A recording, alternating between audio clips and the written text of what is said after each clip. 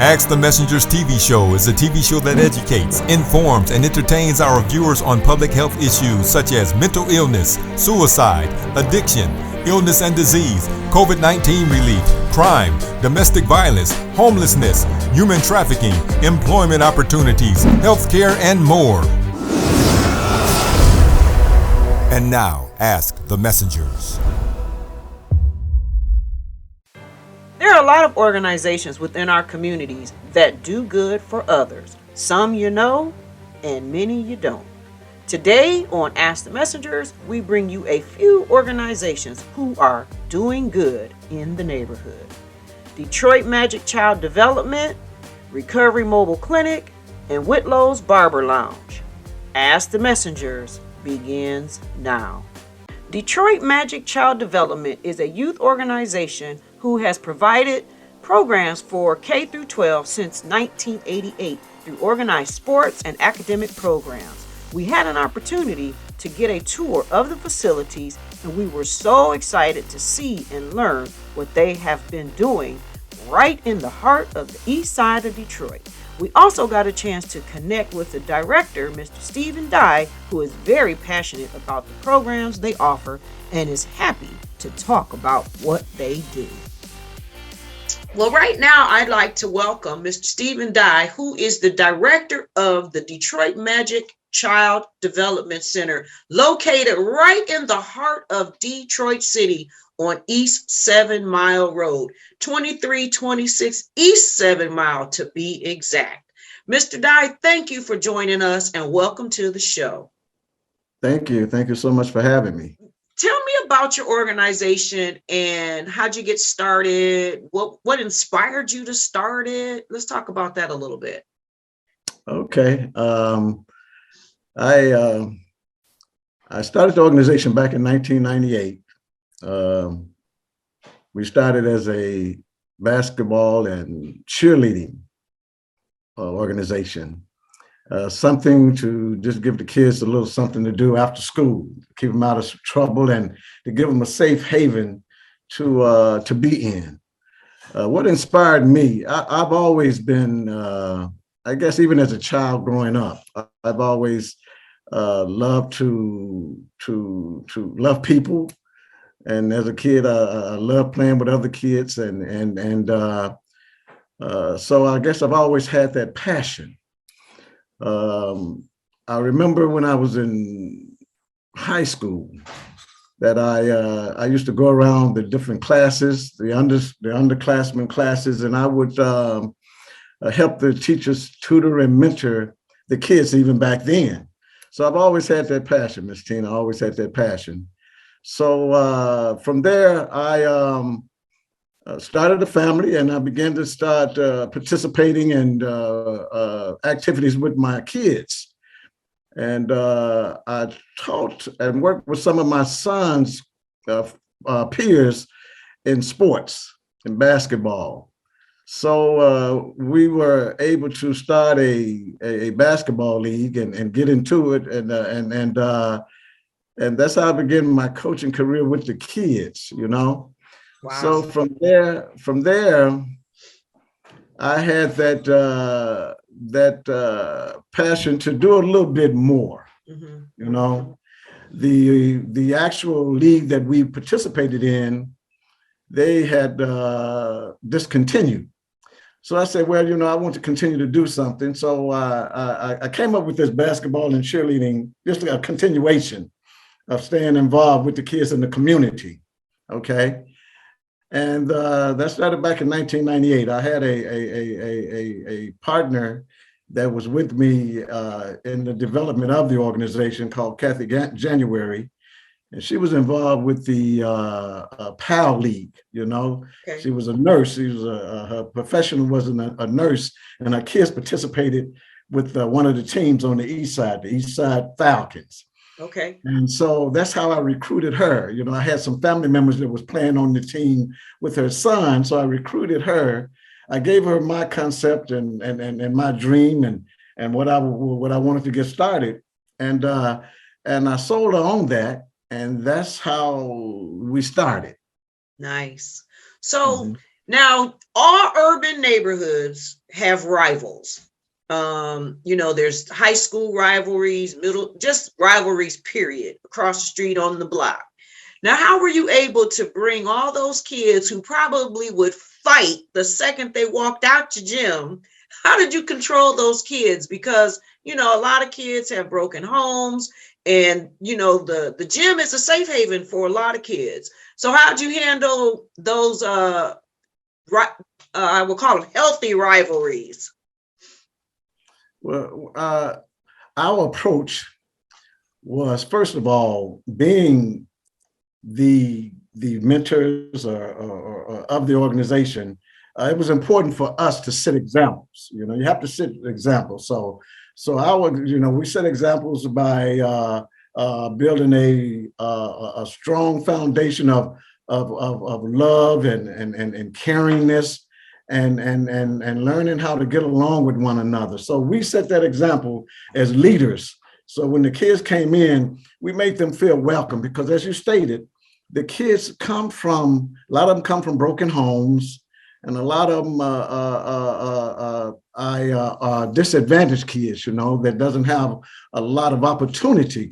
So we showed them love. We let them know that we cared about them. So I know that basketball, the gym there, is one of the core components of your program. And basically, as you stated, how you pretty much got it going. Now, outside of basketball, you do other things as well. So what are tell us some of the other programming that comes through your center?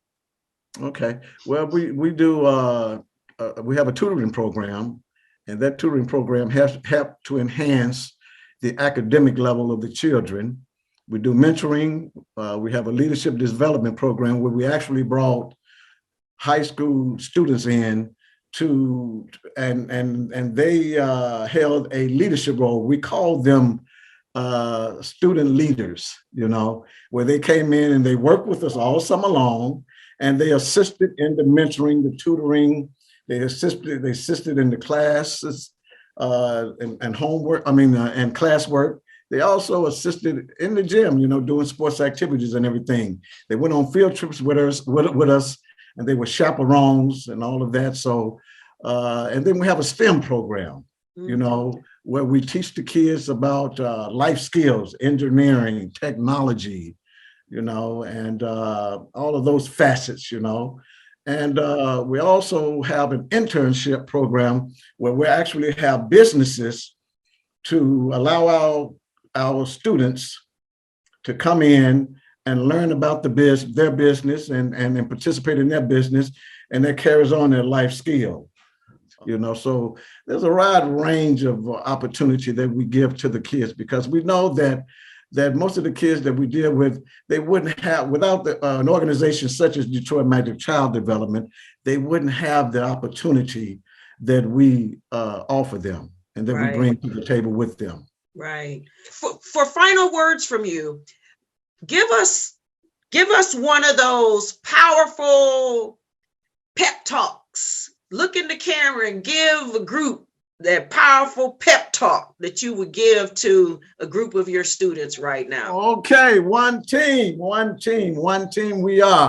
working together, striving to make this world a better place for us to live in. There's so much going on, so much adversity, so much situation, trials and tribulations that people go through in life.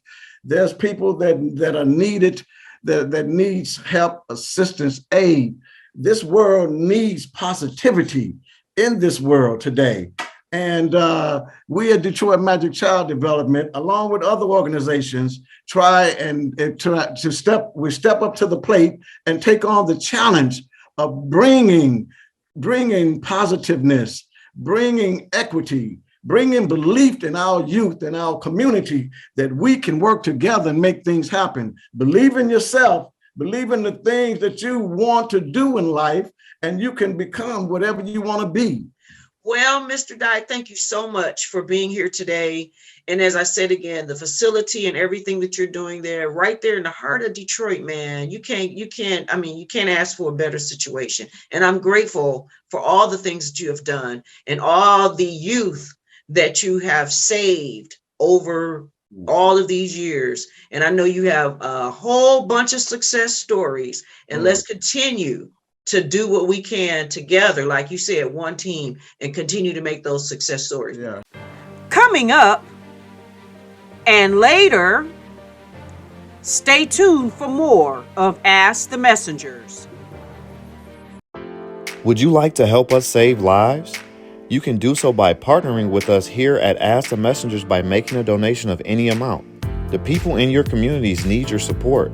Help us extend our reach and impact more lives. Supporting our organization is as easy as a click of a button. Just visit our site shown on the screen from your phone or computer where you will see a yellow donation button. Ask the Messengers is waiting on your partnership, and your community is waiting on you. Welcome back. And now, someone else who is doing good in the neighborhood. The Recovery Mobile Clinic delivers high-quality medical services to underserved communities and is dedicated to providing treatment options for drug and alcohol addiction.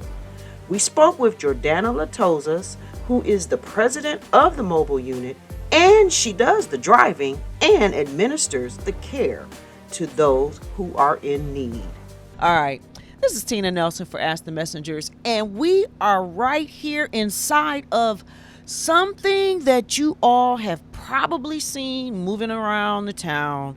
But what this entire mobile unit is for, it is here moving around to help save lives. And right now, I have the pleasure to be here with Jordana Latozas, the president and founder of the Recovery Mobile Clinic. Awesome. So, tell us about this unit. How did it come about? What inspired you to even get behind the wheel and literally save people's lives? Well, I'm a nurse practitioner. I've been in the field of primary care and addiction medicine for about 5 years. And what we saw in our traditional brick and mortar office setting was about a 30% drop-off rate of patients that couldn't stay sober and couldn't stay on treatment because of transportation issues. So my husband sells RVs for a living. We started kind of putting our heads together and saying, well, the mobile model in healthcare is changing drastically. We see it in mobile vets. We see it in mobile MRIs, mobile sonograms. We don't see a lot of mobile addiction. Why is that? So when we kind of started thinking about it and talking about it, we really thought this is a feasible model. We can bring not only just addiction medicine, but primary care medicine out into the community where people need it the most. This was February of 2020, by the way. So wait a minute. February 2020, you had no idea, none of us did, what March was going to look like. Right. Wow, talk about divine intervention and being prepared. Okay, go ahead. So fast forward 30 days. Now, all of a sudden, our entire business model within the first 30 days of opening has flipped upside down and on its head. So what we were able to do, though, because we already had a unit, we were already moving, is kind of kick into gear really fast. What we saw was the community partners like homeless shelters, soup kitchens, that kind of stuff, were closed down without a real way to re-engage people because they didn't have a way to test. So as soon as the instant tests started coming out, we mobilized that very fast. The main goal being it's March and April now in Michigan, it's cold. So we have to start getting a way for us to kind of identify who's at risk and then get people back into the shelter. So we started doing a lot of COVID testing. Now that did a couple things, for one, increased awareness, right? We're out there and providing the services that everybody needs. For two, it kind of decreased a lot of the fear that comes along with the idea of a mobile addiction clinic. I joke that a lot of people in municipalities would think I'm like the Pied Piper, like I'm going to bring them all with me. So they saw us as kind of a risk or a threat rather than as a solution. With COVID-19, we were able to provide an immediate, supportive service to that community. So they saw the benefit and they didn't see the negative that they were anticipating, which means that we had more of an acceptance right off the bat. So we very quickly went from 1 into 6 counties over the last 2 years. Okay. All right. So take us through the unit. Sure. So, each counter, I'm sure, has a purpose, a reason, and how you utilize it. So let's walk us through and tell us what you do in each location on here. Sure, yeah. So when you're in a limited space is high real estate. So the couch we're sitting on right now is kind of our interview, bring people in, initial paperwork, that kind of stuff. The counter where there's the sink is usually our intake office. So it's usually covered with computers when we're just trying to input patients' information, screen their insurance, all of that kind of stuff. We do have snack and water beverage fridges over there because when we provide Vivitrol injections, we have to do urine screens. So we have to make it so that people can use the bathroom, which is behind door number 1 over there. And then the office is in the back. We do have privacy curtains for that as well. And then we provide all of the actual physical care back in the office area. So when you say actual physical care, what services or what type of treatment do you physically actually do right here after we leave the intake station right here? Sure. So a full list of our services can be found on our website, but if you think of a primary care office or even an urgent care, that's going to be kind of the level of services you're going to receive. Also, I have an x-ray machine. I'm too small. I don't have an x-ray. But, if there's someone that comes in with a bad cut and needs a tetanus shot and it cleaned out and needs antibiotics called in, that is something that we can handle. Blood pressure screens and medication refills is something that we also handle. We do a lot of COVID testing still. We also have all of the vaccinations, including the new bivalent ones, so those are also an availability. We will be having flu shots again as soon as I get them, but that is something that we're also offering. Now, our biggest push is our addiction. So we utilize an injection called Vivitrol, or injectable naltrexone, which blocks the cravings for opiate and alcohol abuse. Because we have what we call a buy and bill service, so we purchase a lot of injections on site and we always have them on us. So when people who have Medicaid or Medicare come in and they're ready for treatment today, we can react. We can actually give them that injection same day. They have to pass our urine drug screen. There's still a safety proponent, but they can receive that treatment same day. We will have people come in who are not ready for that treatment yet. They may be starting to go through some of the detox. They may need more intensive therapy, like inpatient therapy. And at that point in time, we try to give them medications to try to help minimize their detox. But that's where our case management team, who is stellar, really starts to shine. They help transition people into our community partners, but also, partners that are closer to them. So into inpatient rehab centers, into primary care doctors, psychiatric facilities, really trying to help take these patients and try to get them to that next level. Thank you again, Jordana and all her staff for taking their recovery mobile clinic in the communities and helping those in need of recovery services. To learn more about their services, go to www.recoverymobileclinic.com. Up next, on this episode of Doing Good in the Neighborhood, we take you to Whitlow's Barber Lounge, where they have been serving their communities for over 50 years. Ask the Messengers will be right back. Happy anniversary. This is Lauren Harper wishing happy anniversary to Ask the Messenger TV show. Ask the Messengers celebrates 6 years of being on TV. The show airs every Sunday at 8 a.m. on TV 20. Bring you love, happy, bring you hope, anniversary. Teaching my brother and my sister how to love one another. Bring you love, happy, bring you hope, anniversary. Whitlow's Barber Lounge is located on the west side of Detroit and has been in business since 1963. Mr. Whitlow has survived the riot. He gives coats to the neighborhood kids, and he used to cut Ray Parker Jr.'s hair before he became famous. Well, how I got started with this shop, I was done a apprenticeship up the street with Joe Gladden Barber Shop. At the time, Mr. Park, Rosa Parker, up there. When I had finished Bible school, I had to do 2 years apprenticeship. Back in the day, the law is different from today. So I had to do 2 years apprenticeship. And as I did my apprenticeship, Rosa Park, when I hit barber shop, do the first Dave, he said, young boy, so you ain't gonna get rich, but you have $1 in your pocket. A lot of famous people came through. Well, I can start early, like Ray Parker Jr. He was sitting up in here and told me I was cutting his hair. You know, he's like the guitar, you know. Ray Parker told me, he said, Whitlow. I said, yeah, I'm getting ready to sing. I said, Ray, you can't sing. He just watch me. He said, other people can't sing, such as Marvin Gaye and these things. He said, my guitar do the talking. So Ray Parker came up with Jack and Jill and Goldbuster. I ain't look back. Ray Parker Jr., his father and I used to fish Detroit River, you know. They had done Christmas.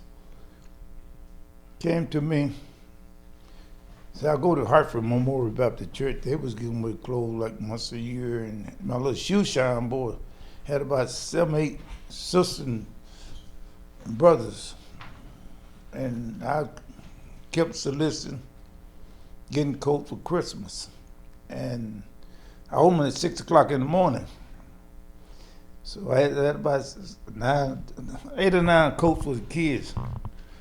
And I told y'all be over here at 6 o'clock in the morning.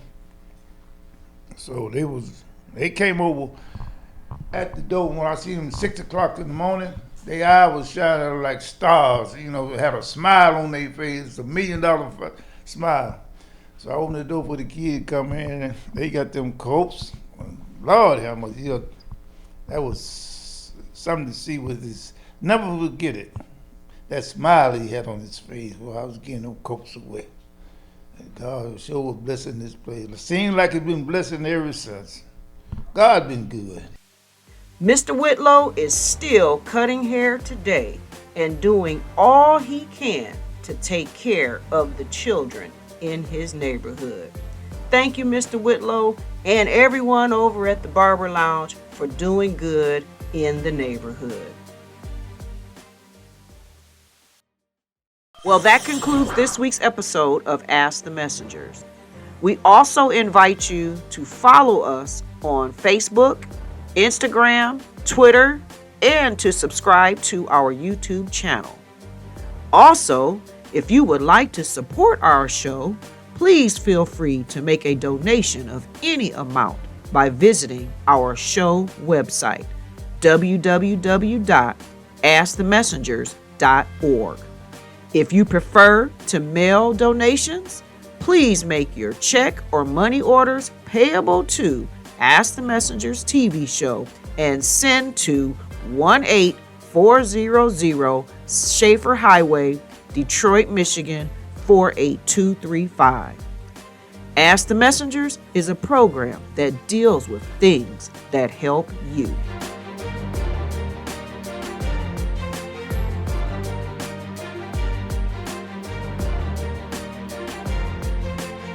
Thank you for watching.